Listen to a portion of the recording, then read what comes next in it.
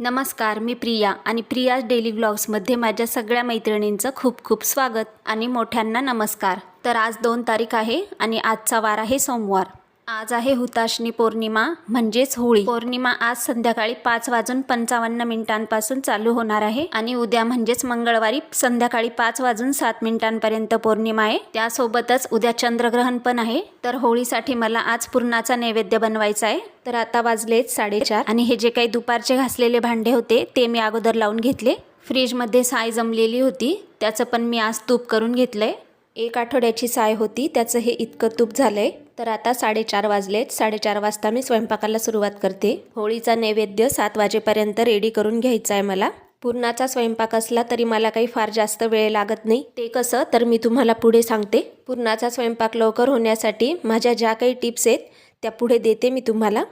अगोदर मला पुरणाची डाळ शिजवून घ्यायची. त्यासाठी मी कुकरला पाणी ठेवलंय. डाळ 2 ते 3 वेळा स्वच्छ धुवून घेतली आणि पाण्याला उकळी आल्यानंतर त्यात मी ही डाळ टाकून घेतली. डाळ टाकल्यानंतर जेव्हा पहिली उकळी येते तेव्हा हा जो फेस येतो तो काढून घ्यायचा आहे आणि कुकरला आता झाकण लावून घेतलं. डाळ शिजते तोपर्यंत मी आता मसाल्याची तयारी करून घेते. इथे मी कांदा चिरून घेतला आणि खोबरं पण किसून घेतलंय. अगोदर खोबरं भाजून घ्यायचंय. खोबरं छान ब्राऊन रंगावर भाजून झालं, आता काढून घेते. त्यानंतर कांदा पण मी गुलाबी रंगावर भाजून घेते. पुरणाच्या स्वयंपाकाला सुरुवात करण्याआधी आपल्याला सर्व साहित्य काढून घ्यायचं आहे. जसं आपल्याला लागणारी डाळ, तांदूळ, गव्हाचं पीठ, बेसन पीठ हे सगळं अगोदर एका ठिकाणी काढून ठेवायचं. हे सर्व साहित्य जर आपण असं आपल्याजवळ काढून घेतलं तर आपला वेळ पण वाया जात नाही आणि स्वयंपाक करता करता जर आपण ते काढायला गेलो तर आपले तेलकट वगैरे हात त्या डब्यांना लागतात आणि डब्बे पण खराब होतात. पुरणाच्या स्वयंपाकात जर व्यवस्थित टाइम मॅनेज केला तर तो अगदी वेळेत होतो. जसं डाळ शिजते तोपर्यंत आपण हे कांदा खोबरं भाजून घेतलं. आता यात आलं, लसूण आणि कोथिंबीर घालून मिक्सरला लावून घेते. इकडे डाळ पण छान शिजलेली आहे. डाळ छान मऊ शिजली की पुरण पण छान येतं. ह्या चाळणीत घालून डाळीचं मी पाणी काढून घेते. आता सार बनवून घेते. एका कढईत तेल घेतलं, त्यात जिरं टाकलं आणि हा मसाला यात टाकून परतून घ्यायचा आहे. स्वयंपाकाला सुरुवात करण्याआधी मी स्वयंपाकाला जे पण काही लागतंय कांदा, खोबरं, लसूण हे सगळं चिरून सोलून घेतलं. एकाच वेळी बसून ही सगळी तयारी करून घ्यायची. कोथिंबीर निवडून घ्यायची, लसूण सोलून घ्यायचा, कांदा चिरून घ्यायचा आणि मग स्वयंपाकाला सुरुवात करायची. बघा तुम्ही, अजिबात वेळ लागत नाही, अगदी पटापट होतं सगळं.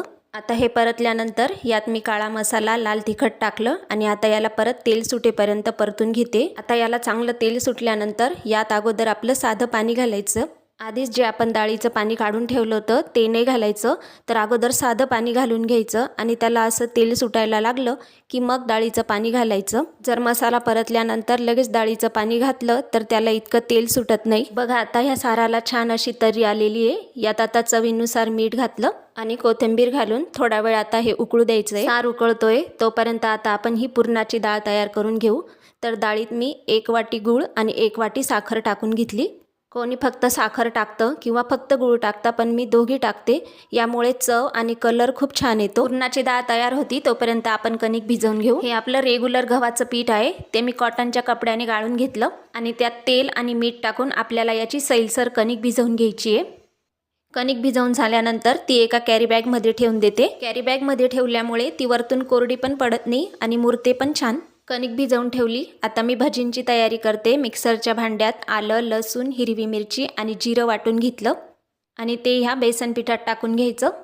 चवीनुसार मीठ आणि ओवा घालून आपल्याला हे पीठ भिजवून घ्यायचं आहे.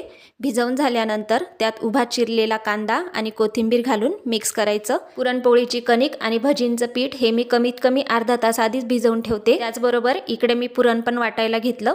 पुरण वाटून झाल्यानंतर आता खिरीची तयारी करू. मिक्सरच्या भांड्यात काजू, बदाम मी जाडसर फिरवून घेतले आणि आपल्याला भाताची खीर बनवायची आहे. इथे मी भात तयार करून घेतला. त्यातला थोडा भात काढून थंड करून घेतला आणि मिक्सरच्या भांड्यात घालून थोडंसं दूध घालून याची पेस्ट करून घेतली. आता खीर किती घट्ट पातळ पाहिजे त्याप्रमाणे यात दूध घालायचं आहे आणि चमच्याच्या मदतीने हे एकसारखं करून घ्यायचं. भाताची खीर ही अगदी झटपट होती आणि चवीला पण खूप छान लागते. आता यात चवीप्रमाणे साखर घातली आणि गॅसवर उकळायला ठेवली आहे. यात विलायची, जायफळाची पावडर घातली. त्याचबरोबर आपण जे काजू बदाम क्रश करून घेतले होते ते टाकले आणि खोबऱ्याचा खीस घातला. आता याला एक उकळी काढायची आणि गॅस बंद करायचा आहे. खीर पण आपली तयार झाली. आता तळण काढून घेऊ. तेल तापल्यानंतर त्यात अगोदर कुरडया तळून घेतल्या. त्याचबरोबर आता भजी तळून घ्यायची आहे. तर भजी मी तेलात सोडून घेतली आणि छान गोल्डन रंगावर तळून घेतली. आता सगळ्यात शेवटी पुरणपोळ्या तयार करून घेऊ. तर इथे मी पुरणाचा उंडा घेतला आणि तो कणकेची लाटी करून या पद्धतीने त्यात भरून घेतला आणि त्याचं तोंड बंद करून आपल्याला हे थोडंसं प्रेस करून घ्यायचं आहे आणि हलक्या हाताने मी याची पोळी लाटून घेते. बघा इथे छान अशी पातळ पोळी मी लाटलेली आहे. आपलं जे रेग्युलर गव्हाचं पीठ असतं ते कॉटनच्या कपड्याने जर गाळून घेतलं तर कणिक खूप छान होते आणि त्याच्या पुरणपोळ्या खूप छान येतात. आता तूप लावून पोळी दोन्ही बाजूने छान खरपूस भाजून घेतली.